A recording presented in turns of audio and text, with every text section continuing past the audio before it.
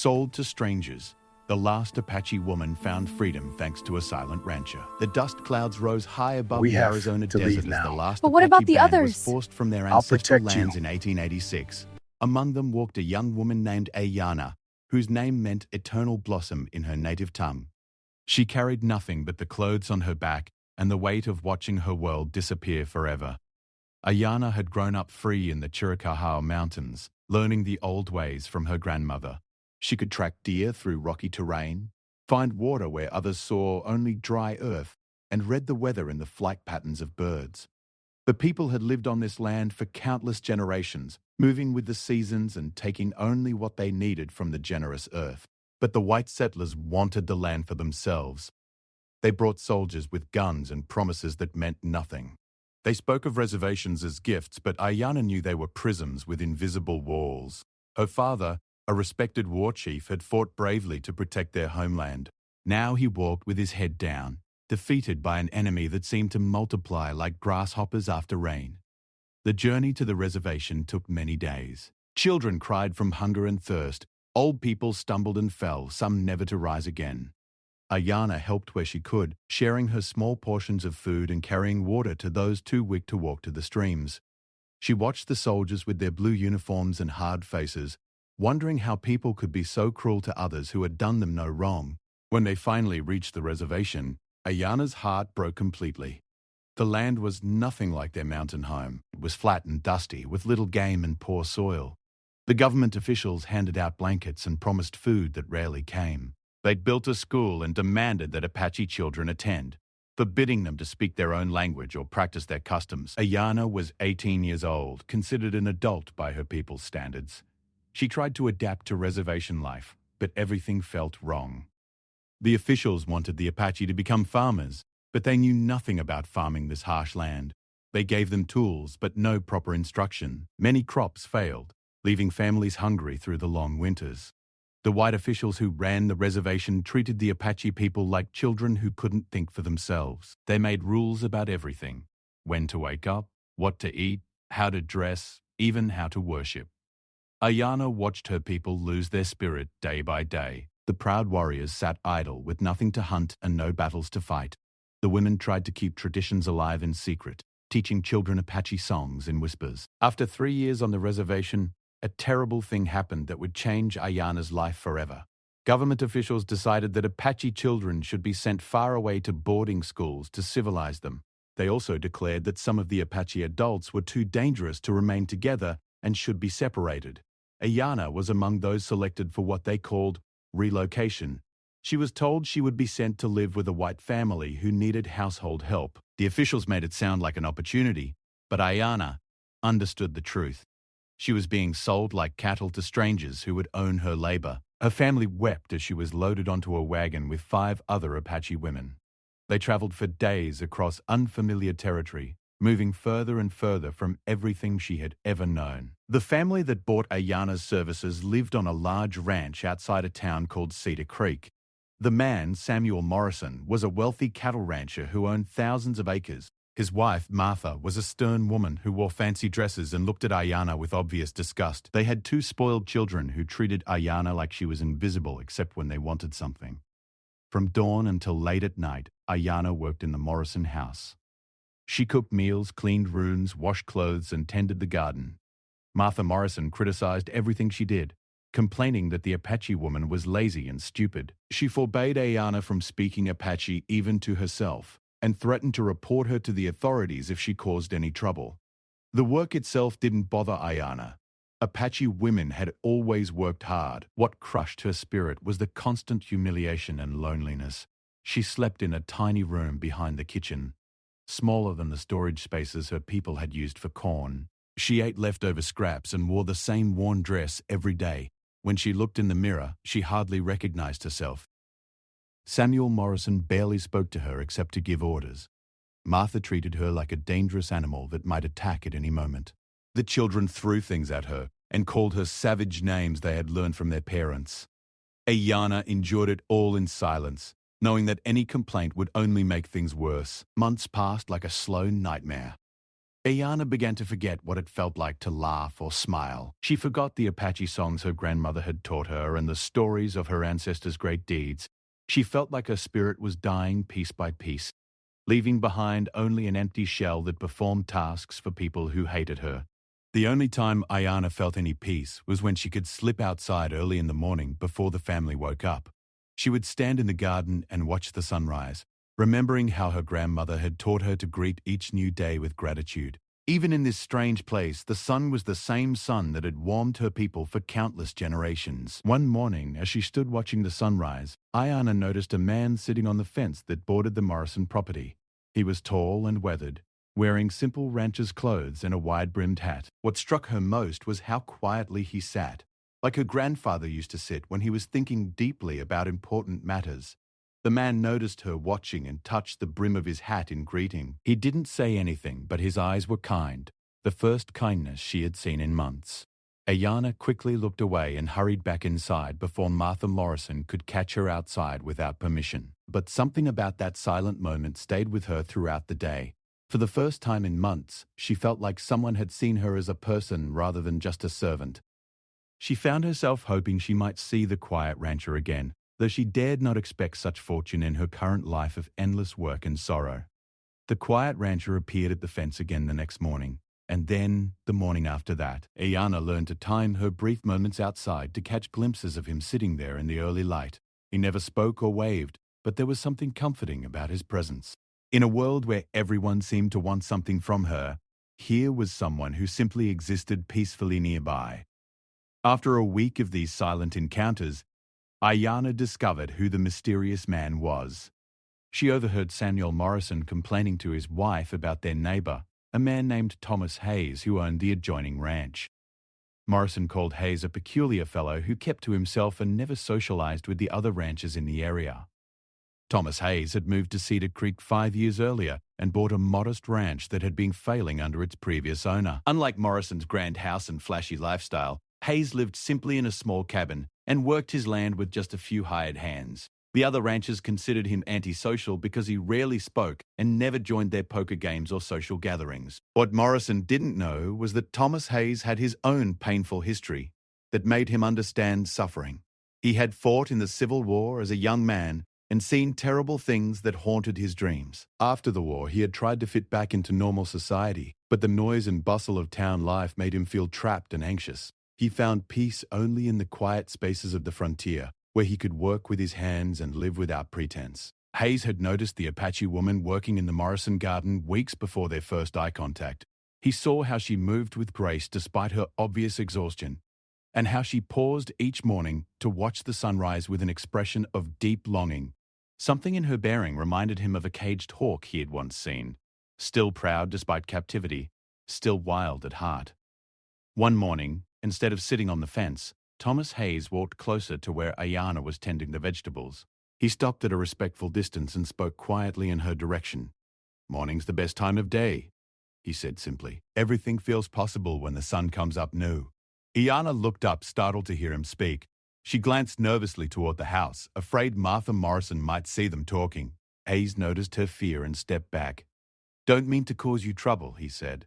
"Just wanted you to know you're not invisible." He touched his hat brim and walked away, leaving Ayana staring after him with tears in her eyes. No one had spoken to her as a person in so many months that she had almost forgotten what it felt like to be seen as human. Their conversations began slowly and carefully. Hayes would time his morning rides to pass by the garden when Ayana was working outside. He would comment on the weather or the health of the plants, never asking personal questions or staying long enough to attract attention. Ayana began to look forward to these brief exchanges like a person dying of thirst looks forward to water. Gradually, Hayes learned pieces of Ayana's story. She told him about life before the reservation, describing the mountains where she had grown up and the freedom her people had known. She spoke of her grandmother's wisdom and her father's courage and how it felt to watch everything she loved disappear. Hayes listened without judgment, understanding what it meant to lose the world you once knew. In return, Hayes shared his own experiences of feeling lost and displaced after the war. He told her about the nightmares that still woke him sometimes, and how he had learned to find healing in simple work and quiet spaces. Ayana realized that this white man, despite his privileged position in society, understood something about suffering that most people never learned. As weeks passed, their friendship deepened. Hayes began bringing small gifts. Wildflowers from his ranch, smooth stones from the creek, once a piece of turquoise he had found while riding. Ayana treasured these tokens because they reminded her that beauty still existed in the world, even when she felt surrounded by ugliness. Martha Morrison began to notice that her Apache servant seemed less defeated than before. There was something in Ayana's eyes that hadn't been there earlier. Not quite hope, but perhaps the memory of what hope felt like. This change worried Martha, who preferred her servants completely broken in spirit. She began watching Ayana more closely, looking for signs of rebellion or disobedience. When she noticed that Ayana sometimes glanced toward the Hayes Ranch during her work, Martha became suspicious. She started timing her own appearances in the garden to catch any unauthorized conversations. One morning, Martha caught sight of Thomas Hayes talking quietly to Ayana by the fence. She couldn't hear their words, but she could see that Ayana was actually smiling, something Martha hadn't seen in all the months the Apache woman had worked for her family. Fury rose in Martha's chest like a poisonous flower. That evening, Martha confronted her husband about their neighbor's interference with their servant. She demanded that Samuel speak to Hayes immediately and warn him to stay away from their property. Samuel, who disliked confrontation but feared his wife's anger more, agreed to ride over to the Hayes ranch the next day. The conversation between Samuel Morrison and Thomas Hayes took place in Hayes's simple cabin, with both men sitting stiffly at a rough wooden table. Morrison explained that his wife was concerned about Hayes's inappropriate contact with their household help. He suggested that a man of Hayes's standing should find more suitable company than an Apache servant. Thomas Hayes listened without expression, his weathered hands folded calmly on the table. When Morrison finished speaking, Hayes was quiet for a long moment. Then he looked directly into Morrison's eyes. "That woman has a name," Hayes said quietly.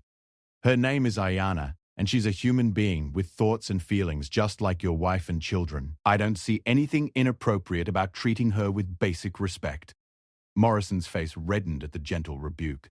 He had expected Hayes to apologize and promise to avoid the Apache woman. Instead, this strange neighbor was lecturing him about respect for a servant who had been bought and paid for. "She's our responsibility," Morrison said stiffly. "The government placed her with us, and we're accountable for her behavior. Any trouble she causes reflects on us." Hayes studied Morrison's face and saw fear beneath the bluster. The man was afraid of his own wife's anger, afraid of what his neighbors might think, afraid of anything that disrupted his carefully constructed image of respectability. "What exactly you're afraid she might do?" Hayes asked. "Learn to read? Remember her own name? Feel like a person instead of property?" The questions hung in the air between them like smoke from a dying fire. Morrison had no good answers because the truth was ugly. He was afraid that if Ayana remembered her humanity, she might demand to be treated as human, and treating an Apache woman as human would require admitting that his family's wealth and comfort were built on someone else's suffering. Morrison left the Hayes cabin angry and confused. He had come expecting an easy conversation with a fellow white man about keeping servants in their place. Instead, he found himself facing uncomfortable questions about right and wrong that he preferred not to think about. After Samuel Morrison's visit, Martha's treatment of Ayana became even harsher. She assigned impossible tasks and criticized everything with vicious intensity. She forbade Ayana from working outside during morning hours and watched her constantly for signs of rebellion. The brief moments of connection with Thomas Hayes were cut off completely, leaving Ayana feeling more isolated than ever. But Thomas Hayes was not a man to give up easily. Having found something worth protecting, he began making careful plans. He rode to town and spoke quietly with the sheriff about the legal status of relocated Apache individuals. He learned that while Ayana was bound to work for the Morrisons, she was not actually their property. The arrangement was more like an enforced employment contract that could theoretically be transferred or terminated under certain circumstances. Hayes also visited the Indian agent who had originally placed Ayana with the Morrison family. The agent, a tired man named William Crawford, had seen too much suffering in his job and was not entirely comfortable with the relocation program. When Hayes suggested that he might be willing to take responsibility for Ayana's care and employment, Crawford listened with interest. "The paperwork would be complicated," Crawford explained. "Hayes would need to demonstrate that he could provide suitable work and housing for an Apache woman. He would also need character references from other settlers and proof of his financial stability." Most importantly, he would need a valid reason for the transfer that wouldn't cause trouble with the territorial government. Hayes spent weeks gathering the necessary documentation. His banker provided proof of his financial standing. The local preacher, despite his reservations about Hayes's unconventional lifestyle, wrote a letter attesting to his good character. Even the doctor who had treated Hayes's injured ranch hands spoke to his decent treatment of employees. Meanwhile, Ayana's situation at the Morrison Ranch continued to deteriorate. Martha had convinced herself that the Apache woman was planning some kind of rebellion or escape. He began locking Ayana's door at night and searched her small room regularly for hidden weapons or contraband. The constant suspicion and hostility were wearing Ayana down like wind erosion wearing away stone. One evening in late autumn, Ayana overheard a conversation that changed everything. Martha was speaking with a visiting neighbor woman about the difficulties of managing Apache servants. The neighbor mentioned that her own Apache worker had recently died of pneumonia, and she was hoping to acquire another one for the winter months. Martha's response chilled Ayana to the bone. She said she was growing tired of dealing with her Apache woman's sullen attitude and might consider selling her contract to someone else. She mentioned that a mining family in the mountains was looking for domestic help and didn't care much about workers' previous behavior or attitude. Ayana knew what this meant. The mountain mining camps were notorious for their harsh conditions and brutal treatment of workers. Many people who went to work in those camps were never seen again. If Martha sold her to the miners, she would probably die within a year from overwork, disease, or violence. That night, lying on her narrow bed in the locked room, Ayana made a desperate decision. She had to find a way to contact Thomas Hayes and tell him what she had learned. Even if he couldn't help her, she needed someone to know what had happened to her when she disappeared into the mountains. The next morning, Ayana took a terrible risk. When Martha left the house to visit a neighbor, Ayana slipped outside and ran toward the Hayes ranch. She had never been on his property before and wasn't sure where to find him, but desperation gave her courage. She found him mending a fence behind his barn and called out to him in a voice tight with fear. Thomas Hayes saw immediately that something was terribly wrong. Ayana was breathing hard from running, and her eyes held a wild panic he had never seen before. She quickly told him what she had overheard about being sold to the mining camp. Hayes listened with growing anger, his jaw tightening with each detail. "How long do we have?" he asked. "I don't know," Ayana replied. "Maybe days, maybe weeks. But once she decides, it will happen quickly." Hayes nodded grimly. He had hoped to complete the legal transfer process properly, but there was no time for bureaucratic procedures. If Ayana was going to be saved, they would need to act immediately and sort out the paperwork later. "I need you to trust me," Hayes said. "Can you be ready to leave tomorrow night?" Ayana felt her heart racing. What Hayes was suggesting was incredibly dangerous for both of them. If they were caught, he could be charged with theft and she could be sent somewhere even worse than the mining camps. But looking into his steady blue eyes, she realized she did trust him completely. "Yes," she said simply. Hayes gave her detailed instructions for the next evening. She should pack only essential items and be ready to slip out of the house after the Morrison family went to sleep. He would be waiting with horses at a specific spot behind the barn. From there, they would ride through the night to a place where she would be safe while he worked to make their actions legal. The next day passed like a nightmare for Ayana. Every glance from Martha Morrison seemed suspicious. Every casual question felt like a trap. But somehow she managed to maintain her normal routine while secretly preparing for her escape. She packed her few possessions in a bundle small enough to hide under her bed and tried not to think about all the ways their plan could go wrong. That evening, Martha announced that she would be traveling to town the following morning to meet with some business associates. She gave Ayana extra tasks to complete while she was away, which Ayana accepted with apparent resignation. But inside, her heart was singing with hope. Martha's absence would give them extra time before the escape was discovered. At midnight, Ayana crept through the dark house like a ghost. She unlocked the kitchen door from the inside and slipped out into the cold night air. The moon was nearly full, providing enough light to see the path to the barn. Her heart pounded so loudly she was sure it would wake the entire household.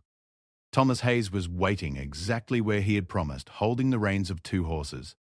He helped her mount and they rode away from the Morrison ranch in complete silence. Only when they were several miles away did either of them speak. "Where are we going?" Ayana asked. "To a place where you can make your own choices," Hayes replied. They rode through the night toward a distant town where Hayes had friends who would help them. Along the way, he explained his plan. He had arranged for Ayana to work for a family who treated their employees fairly and respected individual dignity. It was honest work that would pay wages she could keep for herself. More importantly, it was a place where she could begin to rebuild her life as a free person. As they rode, Ayana felt something she had almost forgotten how to feel: hope. The wind in her face smelled like freedom, and the stars overhead looked like the same stars her grandmother had taught her to read for direction. She was finally moving toward a future she could choose for herself.